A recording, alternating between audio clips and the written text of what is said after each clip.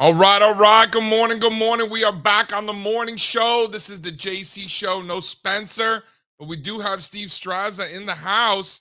Ladies and gentlemen, we don't have any restrictions. We can do anything we want. We can talk about anything. So put it in the chat. Give us a like, subscribe, give us all the bells and whistles. That's a good thing. The more people that we have here, the better guests we get to have. The YouTube search engine loves all that stuff. So give us a like, hit subscribe. Let's go. It's the morning show.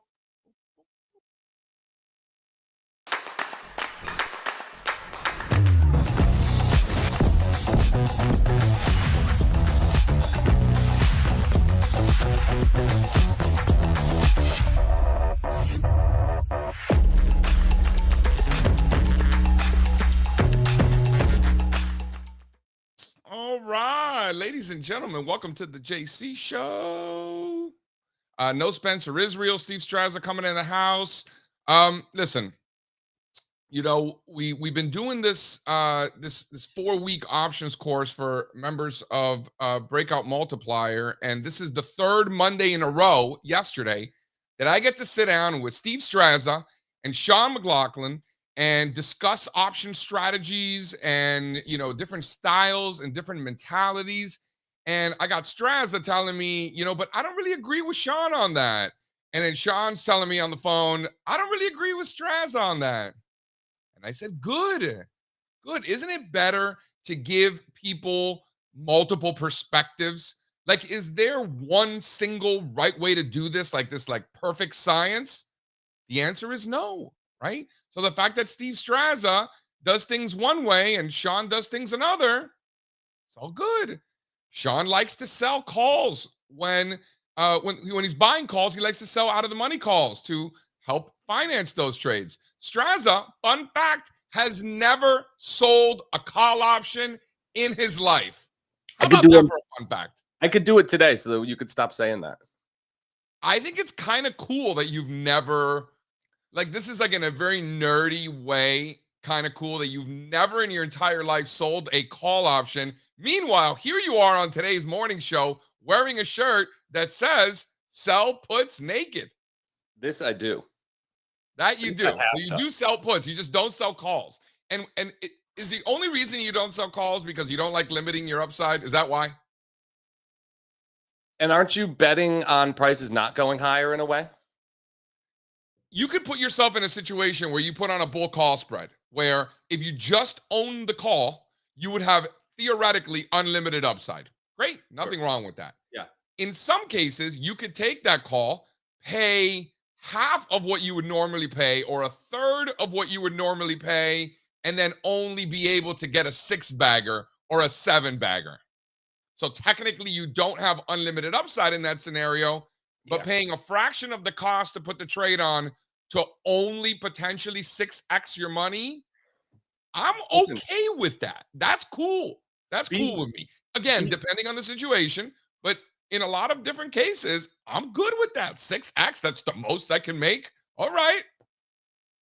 I mean, if you're long calls and something that's up 25-30% on earnings, that only has you're going to wish that you did not sell those calls. Or you stop selling calls, I think. Yeah, that's right. Listen. Here's the thing with me. I can't cap my upside because I have a very low win rate. I need monster winners every now and then. So if I'm capping upside, the strategy starts working against itself. Listen, I respect it. My only point was that it has been very enjoyable to kind of do this every Monday for the last 3 weeks. We got one more next week. Members of Breakout Multiplier got a 4-week options course that, I'm not going to lie, I think I've enjoyed it just as much as the members, maybe even more. I really have enjoyed it. All right, anyway. Yeah, it's been great. It's been lovely. Can we get into the markets, please, Spencer? Izzy on the ones and twos today. Shout out, Izzy. Hit that bumper. Spencer.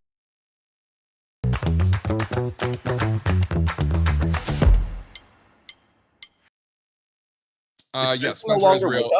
Like in Disney World with no kids. I'm really concerned for him. What a creep, dude. What a creep. All right. We've got the Dow futures this morning up 150 points, Mr. Strazza. 150 points, that's almost 0.5% for the Dow. S&P futures up 0.2% this morning, back above 5,400. The Nasdaq 100 up almost a full percent this morning. 175 points to the upside for the Nasdaq. 30-year bond futures pretty much flat, above 123. Crude oil flat, just under 80. Copper still holding above 404 for the copper, down 0.5%. Gold up 0.25%, 25.10. New all-time highs for the old relic, the yellow metal that is gold. Silver just under 28, down about 0.5%, with the volatility index under 20 once again. Wow, my, how the mighty have fallen. And of course, over in old funny money land, you've got Bitcoin still under 60,000, down 0.5% this morning, 59,000 even. You've got Ethereum down 2.5%, 2650 for the ETH. Solana still under 150, flat on the day at 147. Binance just can't get going. What a piece of hot garbage that is. 515 for Binance, flat on the day. Total crypto market cap 2.045 trillion, with the Bitcoin dominance right at 57%. So 57% of all cryptocurrencies is just Bitcoin. So what stands out of this morning's futures, Mr. Strazza? The major averages are working their way through some critical VWAP levels right now. So if you drop VWAPs on the major indexes from the April low or March high, coming in, they're crashing right down on top of price right now. Also, and I'll mark up a chart that shows this, it's a confluence at this zone. This is the 38% retracement of the sell-off that began in the middle of July. So a couple things going on here. This is a big level. You can't see it on your chart. It's not a specific price memory level, but this is a big retracement zone and a big VWAP zone where I would expect some sellers, especially considering how lackluster the rally attempt off the lows has been. My understanding here from the chat is that you can't have a party without the chips. Do you believe that? I don't think that's right. You want the chips, man. You want the chips. Yeah, I guess. But I wouldn't say that you can't have a party without the chips. I mean, I think that's just bad math, right? Because you've had plenty of parties without the chips participating. No, you need the chips because Do you? Because then you're gonna dip them in the caviar, and then that's a bull market party. You dip the chips in the caviar. Honestly, yeah. Don't say that. Don't ever say that again. You don't dip the chips in the Yeah. caviar. You put the caviar on the chip. I'm like dipping. You really dipping the chips in the caviar, dude? Mhm. You're like an animal. I'll finish one of those things in like 8 bites. And you gave me great advice. The dark russet potato chips. That's the move. Unsalted. I like the Cape Cod. What do you mean? I thought you told me dark russet. Somebody told me to try the dark russet. You get dark russet. I don't even know what a dark russet is. Yeah, it's like they're like the burnt ones. It's the same thing as Cape Cod. Same idea. But I just don't want the chip. I just don't want the chip to overpower the caviar. Yeah, no salt on the chip. Yeah, because you get enough salt from the ocean, you mean? Yeah, that's a good point. Yeah, it's a good thought. It's a good thought. But I do like a little bit of salt on the chip to like balance out that creme fraiche, when you go, right? Oh, the creme fraiche is so good. I'm bearish Bellinis though. I'm bearish Bellinis too. Don't need them. Yeah. Both the Bellini Fugazi chip and Bellini drinks. Yeah, terrible. You're over right. Over two on the Bellini. Can we see they're talking about the little pancakes though? See, that's what the ones we're bearish on. Yeah, we're bearish the pancakes. I'm selling naked calls on the mini pancakes all day. Can we go to slide 2, please? Mr. Izzy on the ones and twos. Shout out Izzy, by the way. All right, so here we're looking at semiconductors relative to the S&P 500. This is in black, and then in blue you're looking at the S&P 500. So as you can see here, you see that peak there in semiconductors, right? That is when, and this is in 2003. That's my senior year of college, right? This is as I was already interning at Merrill Lynch. Semiconductors went straight down, underperforming for the next 6-7 years, and we were having quite the party. Let me tell you, we were having quite the party. It was my first bull market of my entire career. Good times, great times. Those were the best. We didn't have chips for that party. Chips Hold on. Afterthought. This was a Perlman program party. Nope. Wow. A lot of meats. Are you saying the best bull market parties of all time were all the way back during the .com? I am not saying that, number one. Number two, this is after the .com. Off the .com lows, best bull market I know parties. you're one of these millennials who can't think that far back, but for those of I don't us who even were know if I there, was this was not alive. the .com, Yeah. post-com. Well, I'm a lot younger than you.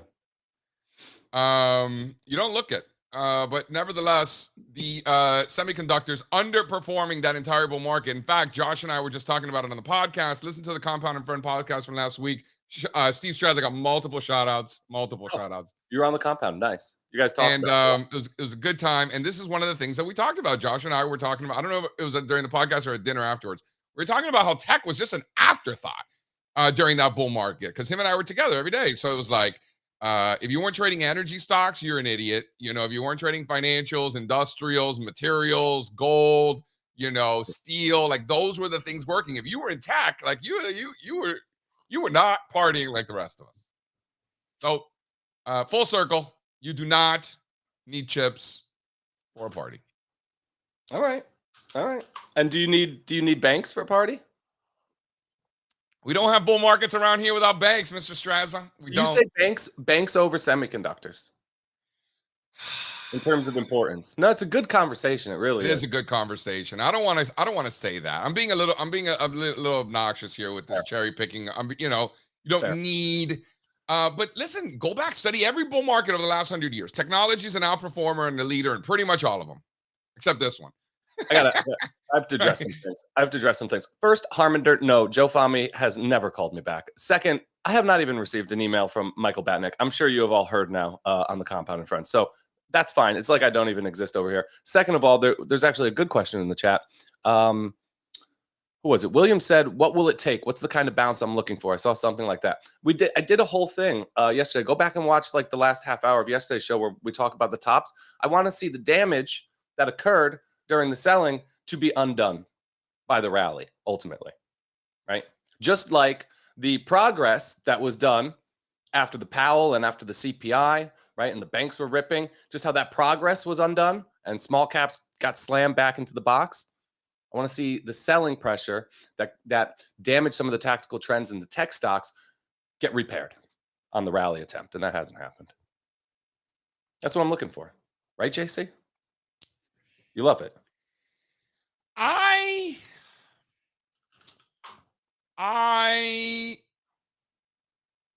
continue to firmly believe that sector rotation is the lifeblood of a bull market. I do. Larry Thompson asking if technology was 40% of the S&P 500 then. I'm not sure when then is, but that has never been 40% of the S&P 500. It isn't now. It wasn't at any point ever in history. So the answer is going to be no. Still no. Energy. Hold on. Energy was 30% of the S&P 500 at its peak, and now it's 3%. So I don't necessarily think that energy needs to get back to 30, but maybe 7, 8, 10, 6. 3 is a little low, little light on the 3. Listen, I'm with you. I support your statement about sector rotation. However, I don't think it's a healthy sort of rotation when semiconductors are down 25, 30% here. Equal weight, cap weight. This is nasty. All right, so let's talk about this disaster in semiconductors. Wow, semiconductors. I don't know how people are able to survive this with the semiconductors index all the way back to where it was in mid-May. Wow, that must be truly traumatizing for those semiconductor shareholders. You know, having to have little to no return over the last 3-month period. That must be traumatizing. This index that we are talking about, to JC's point, was up 230% from the bear market lows just a few weeks ago. So absolutely excellent and important context. Also doubled since November.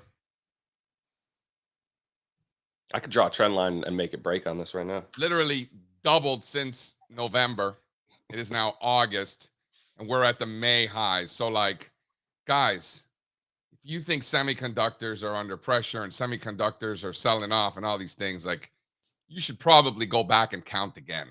Like, go back and count. Take the time to count. Because like I said, I mean, I just don't.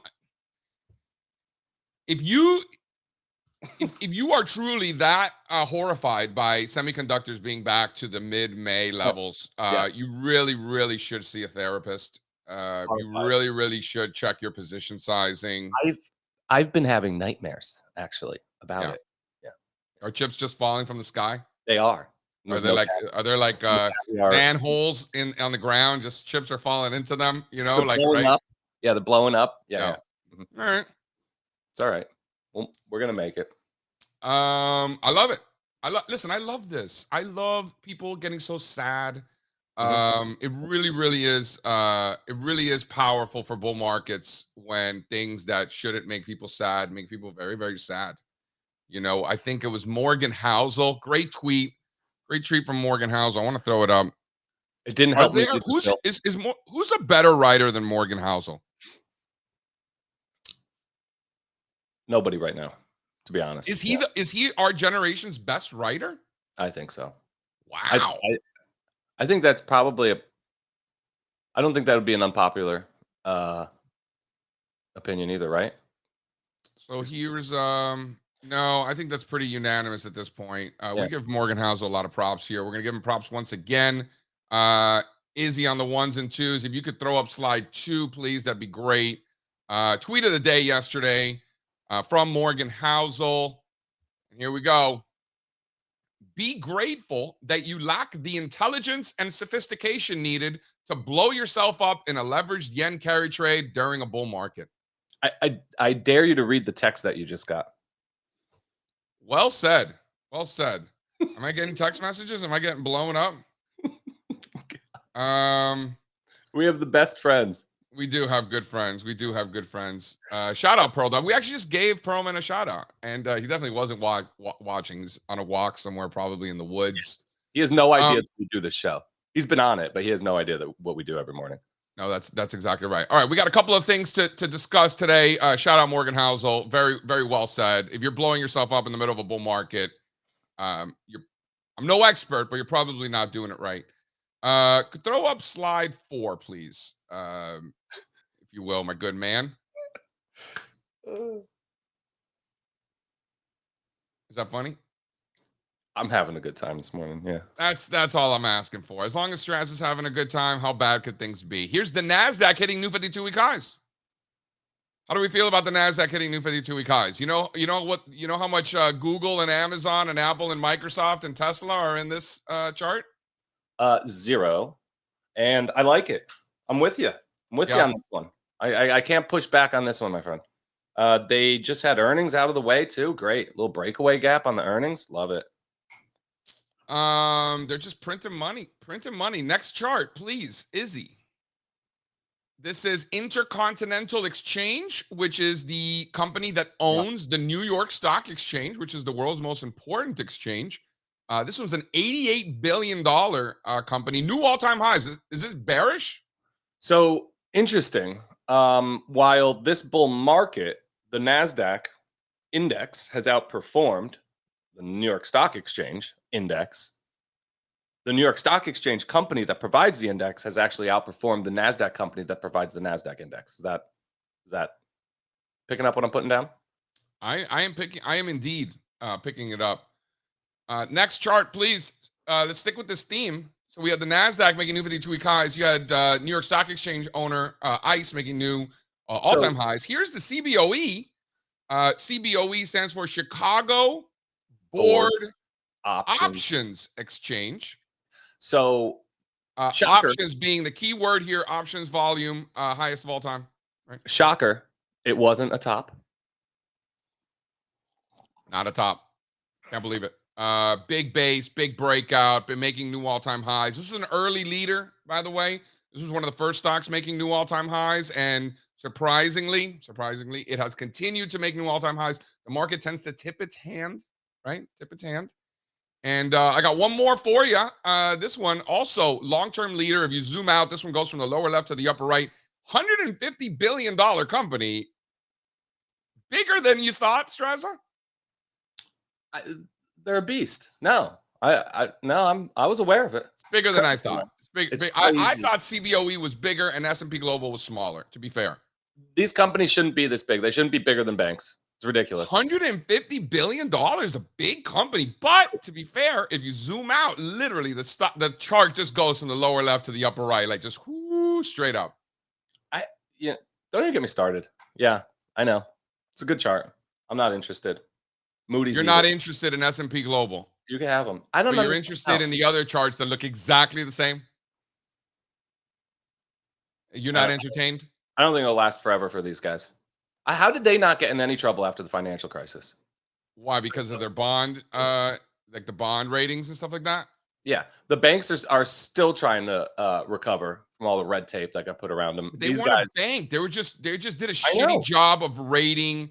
Look at Moody's, same thing. Moody's a shitty bond rating company, and look at them hitting new all-time highs. By the way, up 14x since Warren Buffett sold it. So for all you people telling me that the world's coming to an end because Warren Buffett is selling Apple, Warren Buffett has a very good track record of selling things that then go on to 10x, 15x, 20x. For the record, he was in S&P Global. Moody's. Okay. Wow. All right. Same shit. Fun fact from JC. Fun fact, 14x after Uncle Warren sold it. So I love Uncle Warren. That he is the man. Are we gonna go jump off a cliff because he's selling his Apple stock? Sorry, he only owns $100 billion worth of Apple, so he must be so bearish. Warren Buffett was never a master stock picker. I have news for you. Yeah. His edge is in being able to wait longer than anybody else. Yeah, that's true. Berkshire Hathaway was actually the worst decision he's ever made in his entire career. Had Warren Buffett not bought Berkshire Hathaway, his net worth would be exponentially greater than it is today. Speaking of insider activity, what a banger of a hot corner this morning. The insiders are out. My friend. According to JC, we are in a 100-year bull market.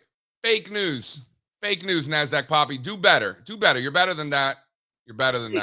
We should talk about politics today. Spencer's not here.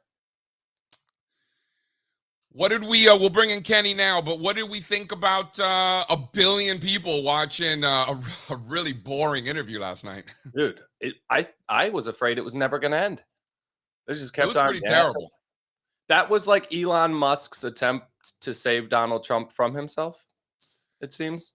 I think, first of all, it's very impressive that they got 1 billion views. 1 billion. Yeah, I know. 1 billion. That's like almost 3 times the size of the United States. Or that is exactly 3 times the size of the United States. Yeah, it's exactly 3 times the size of the United States. Watched this last night, and it was terrible.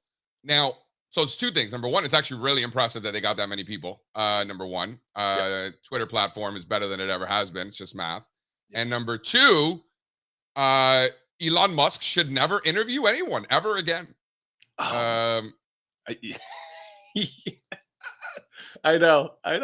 Listen, it was. And I tried to watch the Lex Friedman podcast with Elon where they were talking about, because I want to get the chip in my brain, like I tell you, I want to do that. So the first guy did that. So I was like, oh, I'm going to learn about this. I didn't know what the fuck these guys were talking about. It was so above my pay grade. They were using like multiple words in the same sentence that I didn't know what they meant. Like it was very, very confusing. And as the conversation went on, I found myself getting more lost and more confused. So I said, I am not intelligent enough to listen to this conversation between Lex Friedman and Elon Musk. By the way, Lex Friedman does a very good job of interviewing people. That's what he does. He interviews people. So he's good at that. And I still couldn't follow. So if you guys out there want to, watch the interview, so you could dumb it down for me and tell me how I'm going to get the chip. Here's what I'll say about yesterday. That was a moment for America. That was a historic moment, I think. That's a big shift from the way we've always done things. And if people aren't going to debate anymore before they want to run for president, maybe we just have them on social media platforms and hear what they have to say there. Yeah, it was pretty terrible. And, he invited Kamala Harris to come on in. She should do it. It's going to suck also. It's not her fault. It's just he's just not a good interviewer. Like, is she going to do it? She's not going to do it. Is she going to do it? She's probably not going to do it. Like she doesn't do any interviews. I don't know what she's so scared about. Like she needs a teleprompter to do everything. Why It's would kind you of do weird. any interviews? When you're rising like this in the polls, keep doing what you're doing. No, it's true. Working. Don't screw it up. Just keep your mouth shut. No, you're right. That's true. Anyway, kudos for getting that many people. Never interview anyone again. That's my advice to Elon Musk. If you're watching, come on the show. Come talk to us. Let's bring in Kenny to see what's moving.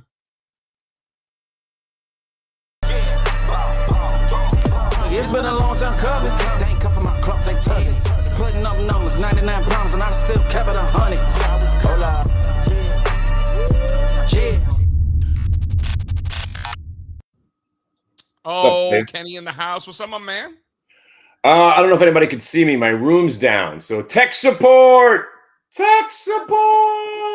Somebody It's save like me. in the movie with God, he calls all the animals, and all the animals start coming in like Noah's Ark. That's Close. It's a Tom Cruise movie where they're where he's Bruce Almighty. It's Bruce Almighty. Oh, Bruce Almighty's a whole different thing. But tech support's from some Tom Cruise movie where he was dead, but he didn't know he was dead. Actually, a good movie. I liked it. I forgot the name of it. Anywho, what's up? Flight of the Concords. I love. Well, what's up? We've got the Nasdaq up 1% on the day. Dow futures up 1/3%. You are the Dow Diamonds expert. You're the only person I know who's ever traded that vehicle. I don't know anybody ever. So you tell me what's on the radar this morning. Home Depot and that sneaker company. I think it's a sneaker company, right? ONON. Yeah, totally. I just ordered a new pair.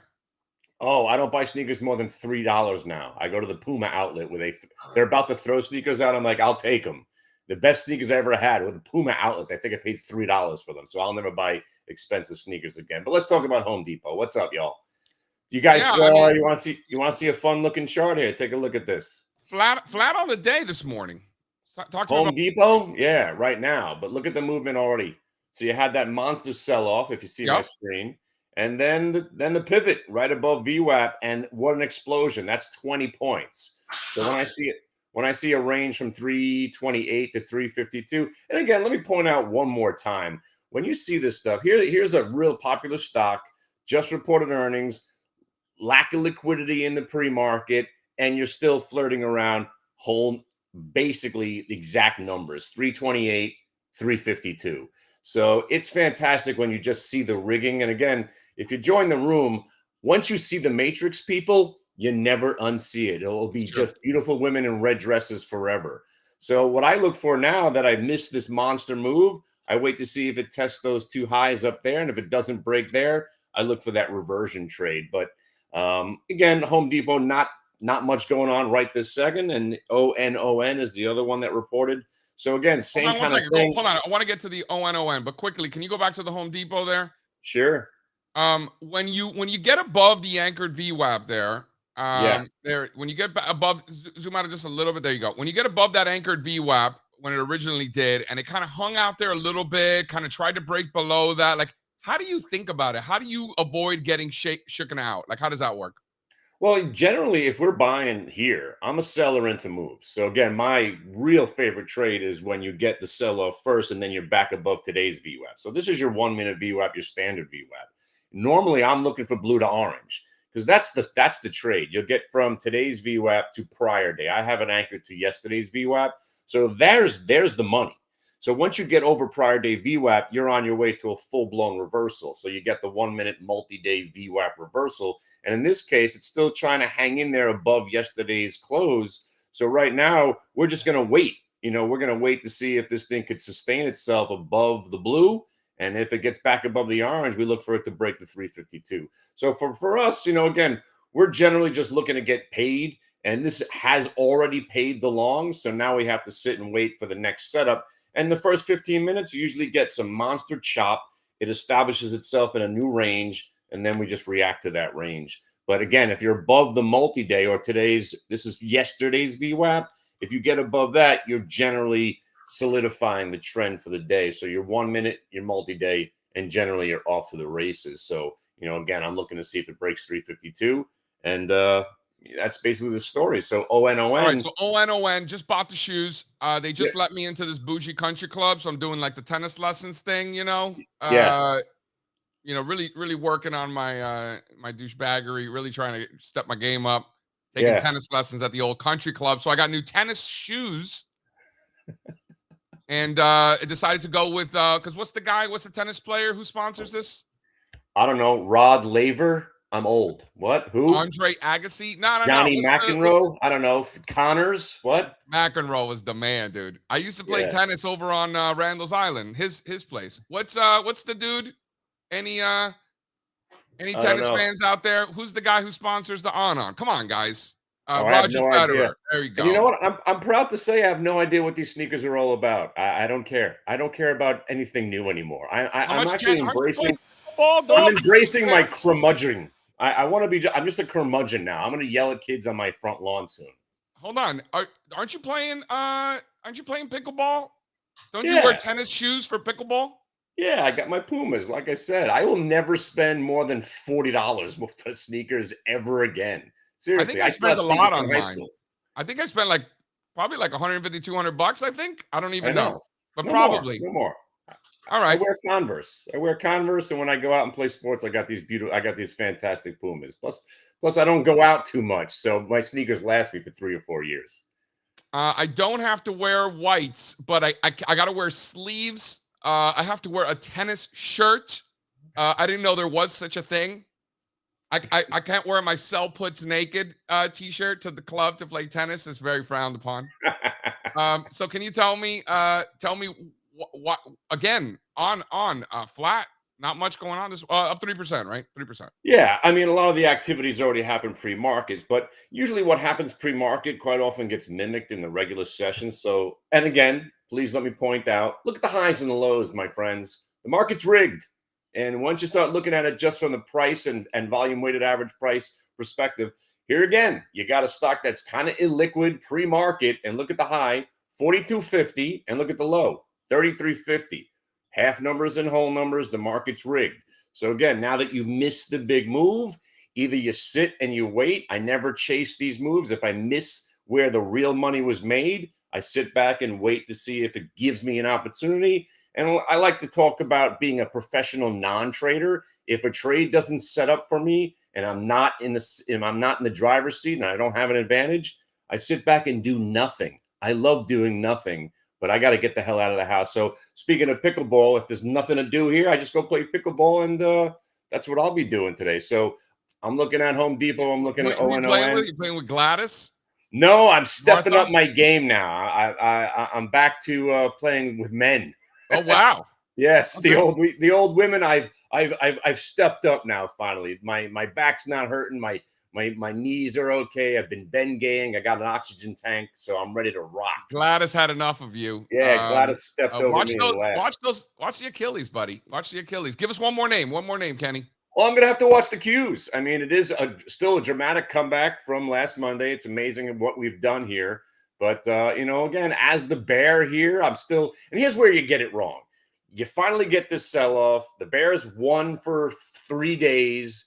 And now the idea is like you're waiting for another sell-off or another shoe to drop, and it generally never drops. So we sit here and we wait, and next thing you know, the market's at all-time highs. So I'm not going to fight, but if the market gives me an opportunity, and right now you see this beautiful closing price from yesterday, that's the VWAP. So if we roll over and we break the yellow and the orange, that's when I'm going to look to play a little fade. And again, we're day traders. We're just looking to get paid and get the hell out of here. So again, I'm on the Home Depot, the Qs. And again, UVXY, it's an easy short now that the market has stabilized, and you could basically bang this thing out for a day's pay almost every day.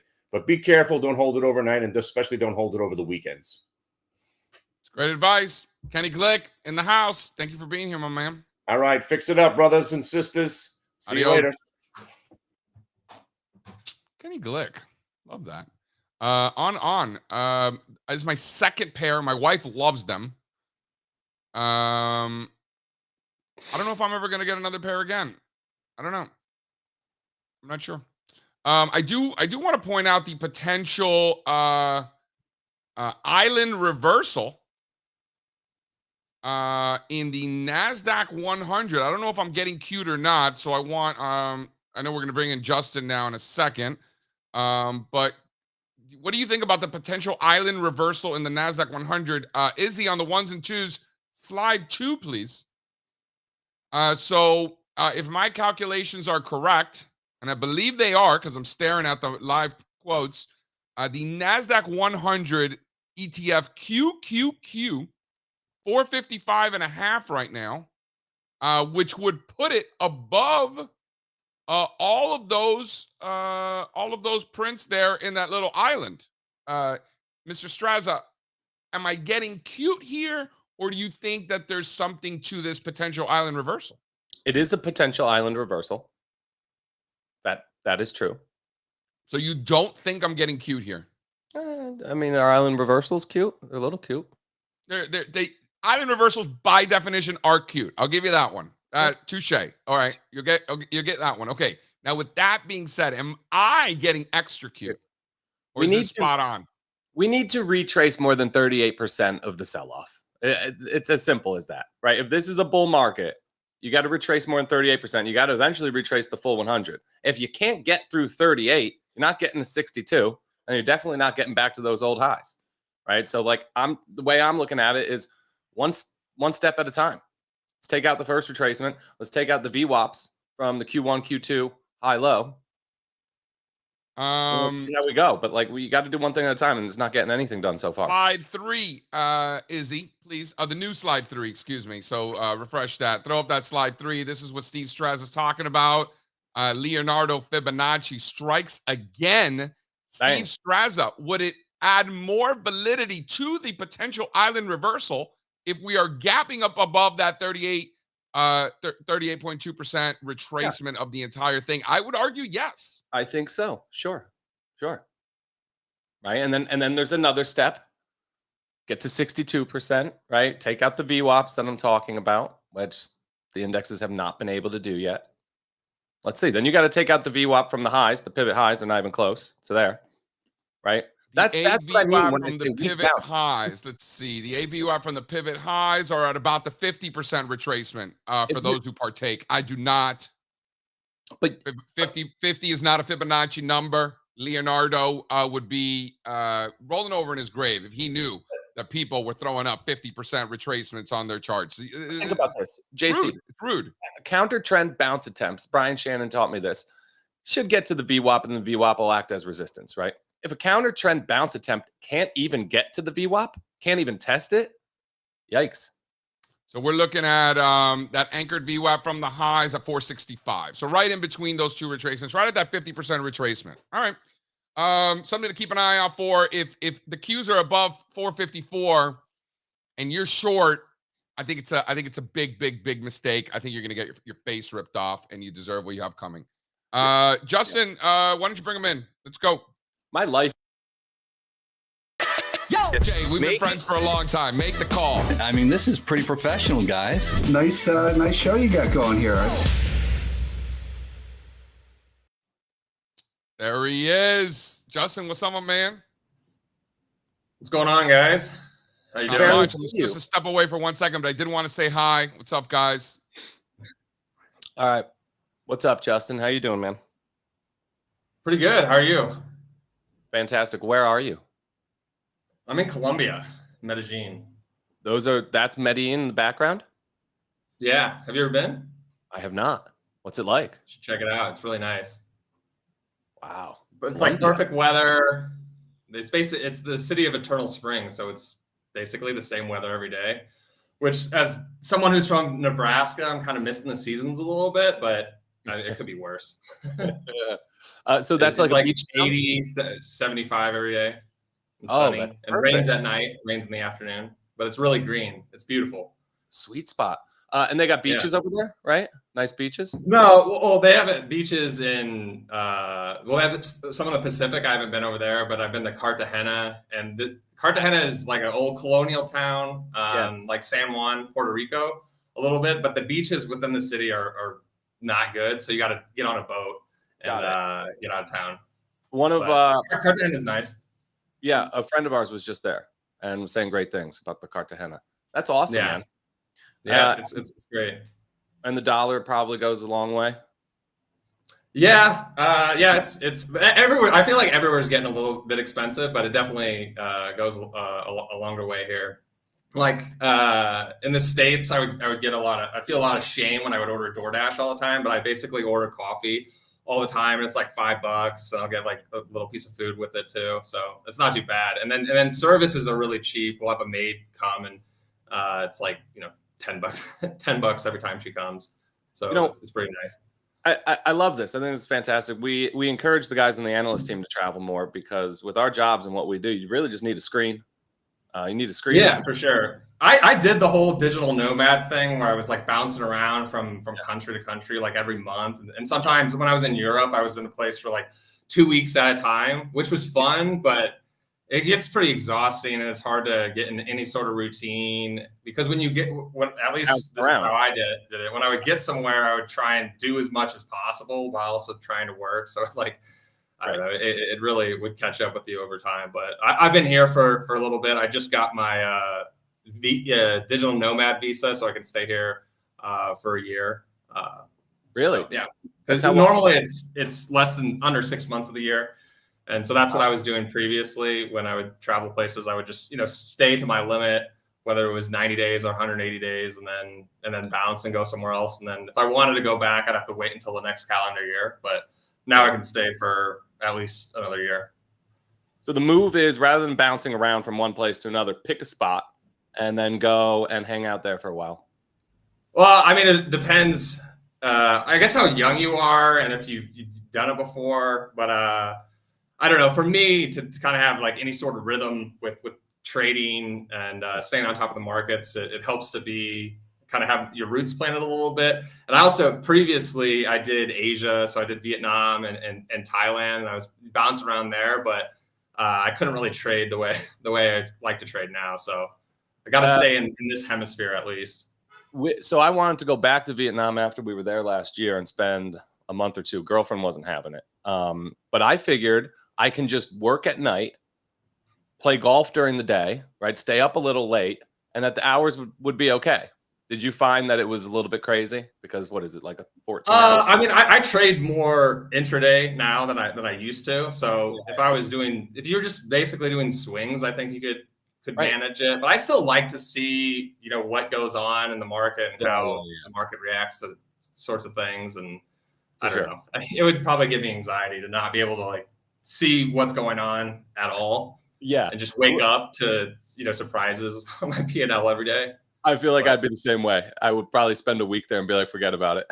Yeah. But I'm with you though. Vietnam, of all the places I've been, is a place I constantly think about. I'm always thinking about the food. Thinking about it every day. So, yeah, I want to get back there. We miss you, Vietnam. All right. Well, we might as well talk a little bit about markets here. It's Tuesday. We've had a rough couple of weeks, right? Some will just call it corrective action. Some might say it's the end of the bull market. Where's your head at on all this? I mean, I think it's too early to pronounce the end of the bull market. I'm still seeing a lot of setups in individual stocks, but at the same time, I'm seeing a lot of red flags. I watched the show yesterday, and you pointed out how some of the tops, we weren't sure if they were tops in some of these leading tech and AI stocks are starting to look more and more like confirmed tops. So that's given me pause. And then we had the risk on the rate sensitive names that were starting to break out, and those got stuffed. Your regional banks, your biotech, and we might need a little bit more time. I didn't bring a chart of IBB, but it looks like we could be having a potential breakout retest on IBB, but we'll have to see how that all shakes out. But I don't know. There's other things that I'm seeing in the market that are giving me a little bit of pause. I brought a couple charts. Most of the charts I brought were individual stocks, but I got some macro charts, and I think it's a ratio that either you or JC looks at. And so I got two versions of this charts, which is comparing staples, which sell things people need, versus consumer discretionaries, which is selling the things people want. So when this line is rising, when this ratio is rising, it can often indicate the defensive posturing, and I think that's what we're starting to see. And I slapped a 40-week SMA on there, and There's no real reason for that. You could use a 30-week, you could use a few week, but the point is that I think we could be starting to see a little bit of a trend change here, and investors getting more defensive. And you could see what happened the last time we saw this ratio shift and enter an uptrend. And I think it's a little too early to say that's confirmed, but if this does start to make higher highs and higher lows, that would definitely give me some pause. And so this is looking at it on the equal weight basis, but you're starting to see the same thing when you look at it on the market cap weighted basis. And so I don't know if you have that chart handy, but that's XLP versus XLY.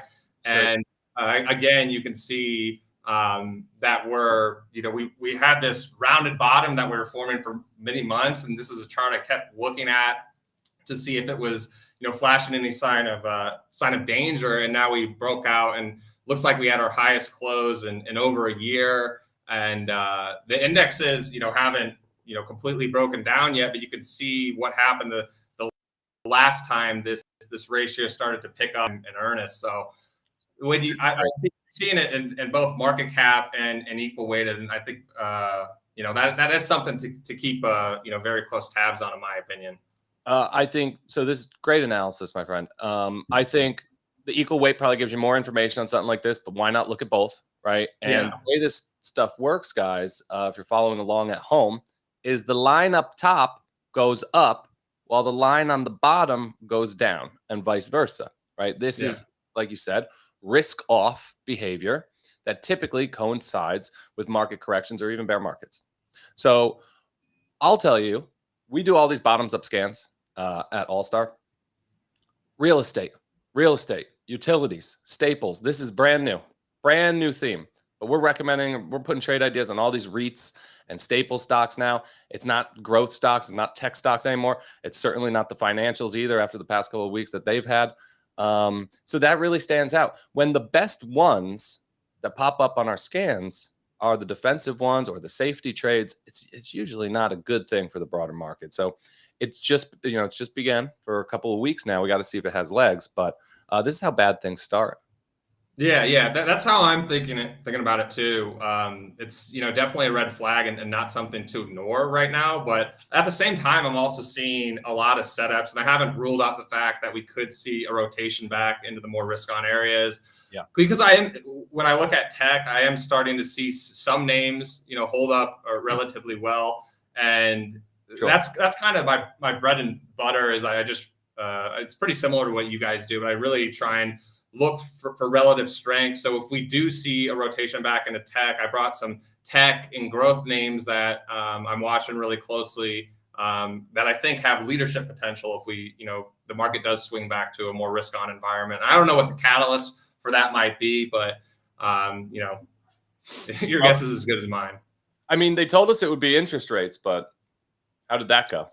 Yeah. I think a lot of people were thinking the rate cuts or lower interest rates, the bond market pricing and lower interest rates would be good because we had been in such a high interest rate, high inflation environment. But it's increasingly starting to seem that the lower interest rate trades could just be a flight to safety, because bonds, now that inflation's not the headwind that it has been, bonds can sort of do their job again. Yep. And I think that's kind of how you have to think about this. But at the same time, I am a stock picker, so I did bring a lot of individual charts that I'm watching right now that have my attention in case things don't completely fall apart. Let's jump into them. Talk to me.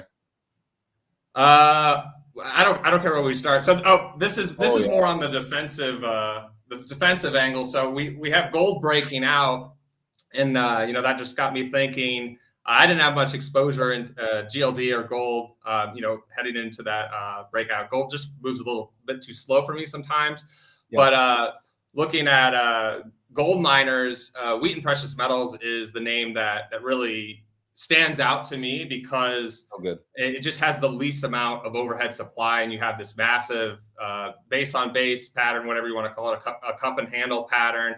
And the line at the bottom shows Wheaton Precious Metals trend versus GDX, and so the relative strength on this one is really off the charts. And I have steady. A note here, and the outperformance has just been so steady. over the years. Yeah. It's it's basically trading at all-time highs, and I think GDX is still like 44% off its 2011 highs. So yeah, the relative strength in this one is really off the charts, and the lack of overhead supply is what gets me on this. In other words, what Justin is saying is when you zoom out as much as you can on these gold miners, nothing looks this good. Nothing looks this good. This one's almost at all-time highs. Go look at Newmont or even Barrick or any of the other big ones. They don't look that way. I think it probably has something to do with the fact that they're really a royalty business first.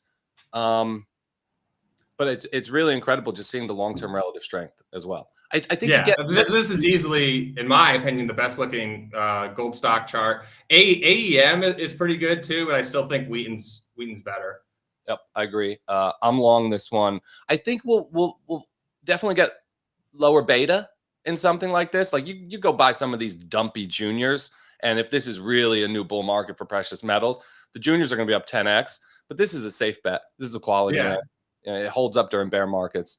Maybe a good one for the IRA. I don't know. Yeah, definitely. I think it's for me. A lot of times when I'm looking at trades, it's just a probability game, and so yeah, you can move down the cap scale and move further out the risk curve and try a smaller gold miner, but I think your odds of success of nailing one of those trades is lower. So sometimes it's not worth the headache. And they just pick the biggest, most liquid, strongest name. And in that case, that's Wheaton Precious Metals, in my opinion. The thing with the juniors, too, is these guys have some very company-specific things going on. There's just a risk of picking the wrong one, right? You pick one that has some problems with whatever very capital-intensive businesses. They mess up these projects all the time. You pick the wrong one. See ya, it's a zero. So, yeah, absolutely.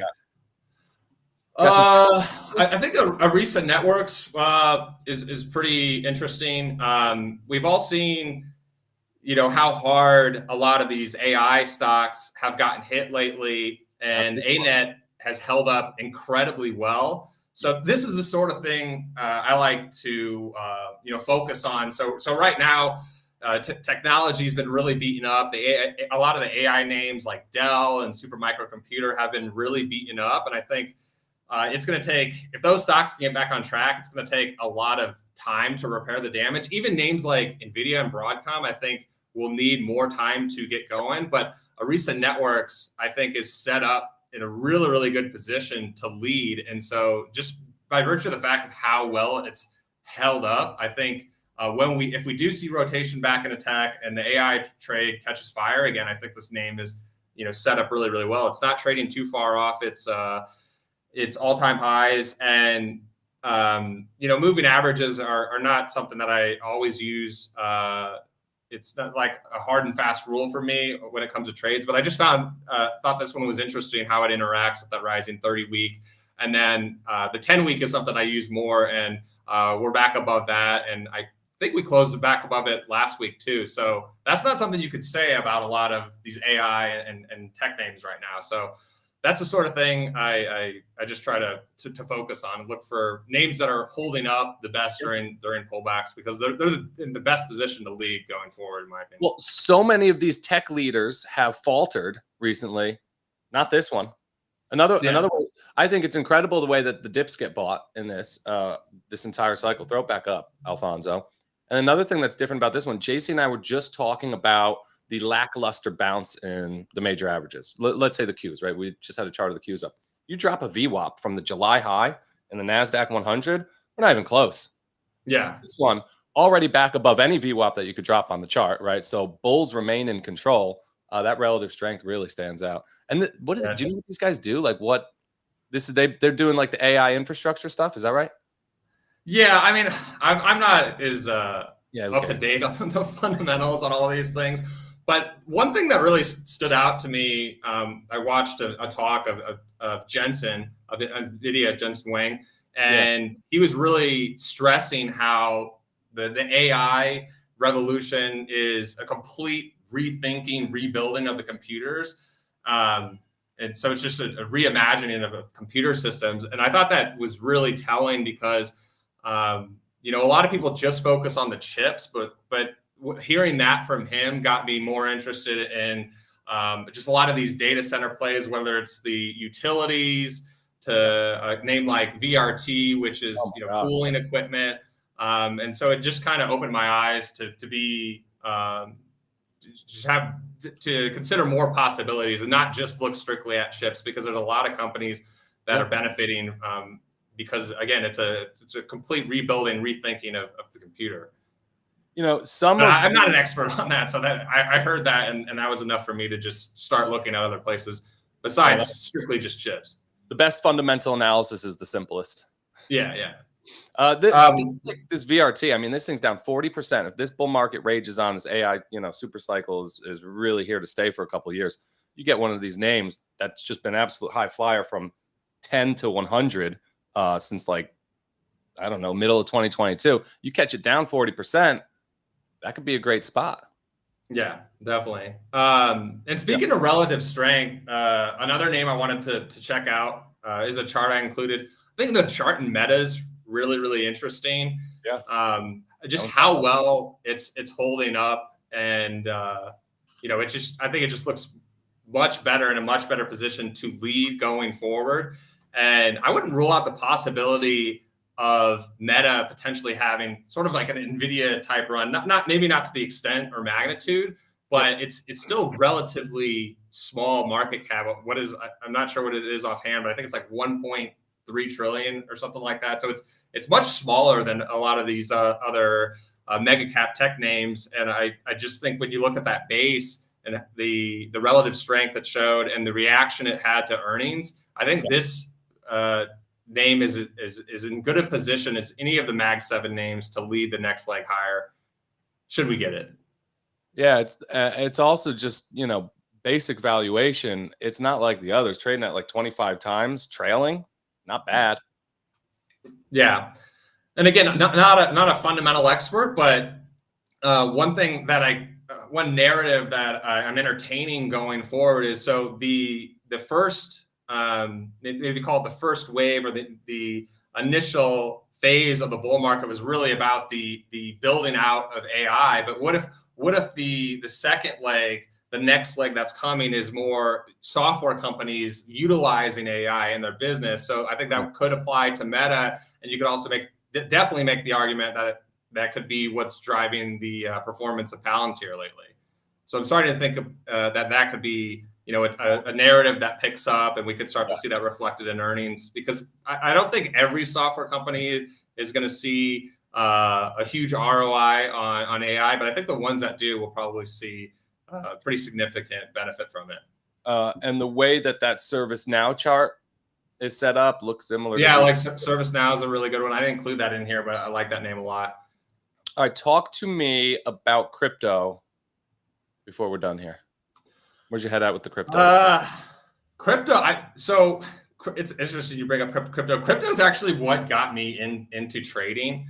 So I got into crypto back in 2017 and jumped in and didn't know what was going on in the market at all. Really, I just saw that people were making a lot of money and got involved, and rode up maybe $3,000 to about 20 grand, and then basically rode it back down to dust. But I stuck with it and just kept paying attention to the market and realizing over time that the fundamentals of crypto don't really matter. So I just got really into to trading crypto, basically purely off technicals. But I think what's happened over the past few years is, I think the big issue that's holding back crypto right now is that there's just too many coins. So I'm finding that this environment from a trader perspective is more difficult than it has been in prior cycles. Yep. And so the kind of approach I've taken to crypto lately is just a much more simplified approach. So I'm basically heavily in Solana and Bitcoin. And then I have a few alts that, I will, try and trade every now and then. But Solana in particular, the relative strength on Solana has just been off the charts, and I don't have to really think about it so much. And for better or worse, a big narrative of this bull market has been the meme coin craze, and all the meme coin activity is happening on Solana. And my exposure in ETH has been reduced, greatly, and I don't really see too much reason own it. From a technical perspective, maybe some people with fundamental knowledge might see some value in it. But when you look at that Sol ETH chart breaking out to new all-time highs, Sol's also holding up really well against Bitcoin. So this cycle, I've kept it really, really simple, and at least as of late, I was trading more active earlier, but I just find that Solana's been pretty difficult to outperform, and the narrative's there, the fundamentals are there. So that's kind of my approach that I've taken lately. So I, like you, don't care about any of these crypto fundamentals, but it would seem to me, based on the price action, some of these charts that you're talking about, like Sol ETH, that the market is picking a smart contract winner, and it's not Ethereum. Yeah. I'm looking to sell. I was hoping we get a bounce back up to like that breakdown level of the top in Ethereum. I'm looking to get rid of mine too. I'm just so done with it. Also, like you, I sprinkled probably like 40% of my account in altcoins. And then I look back and I said, why didn't I just buy more Solana instead of these crap? Like they have not worked at all. I don't think that's good for the broader crypto market. I also don't think it's terrible, because I think a lot of these altcoins literally belong at zero. And it's probably going to take a long time to really wash them all out.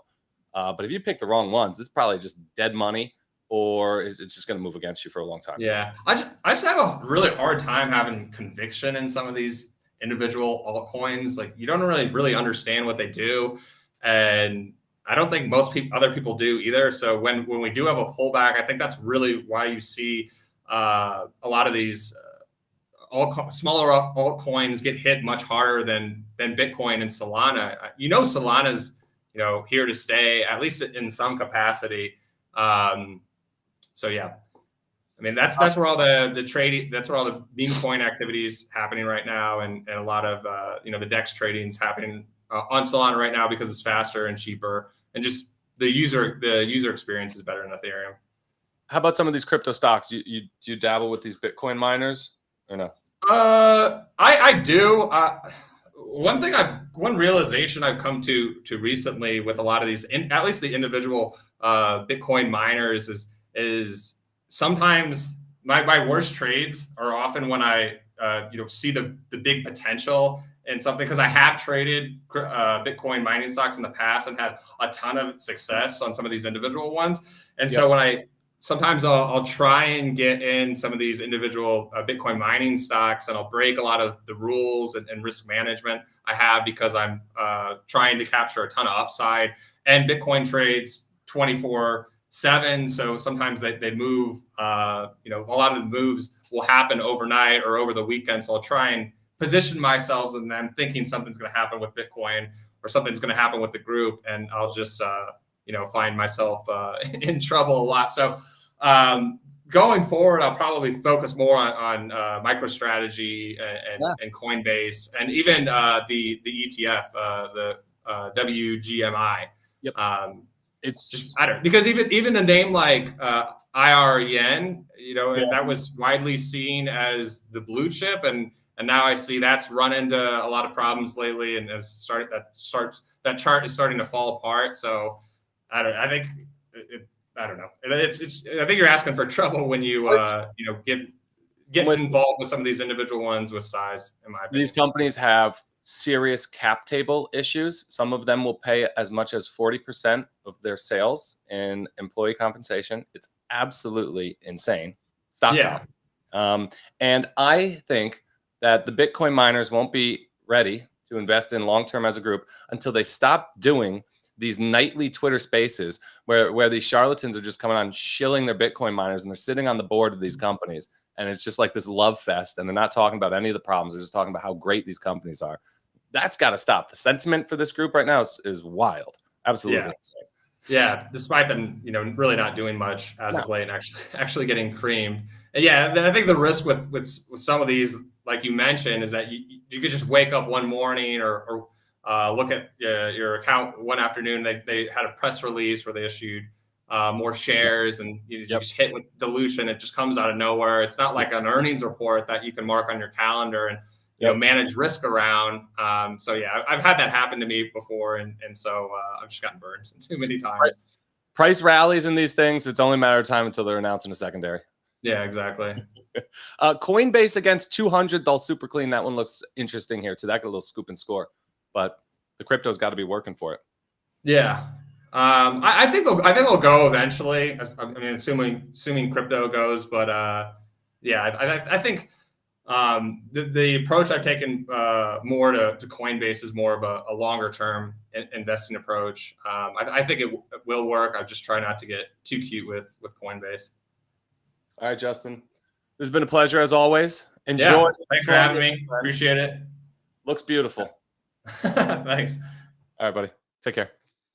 I think we have a JC somewhere. I think I still have a co-host.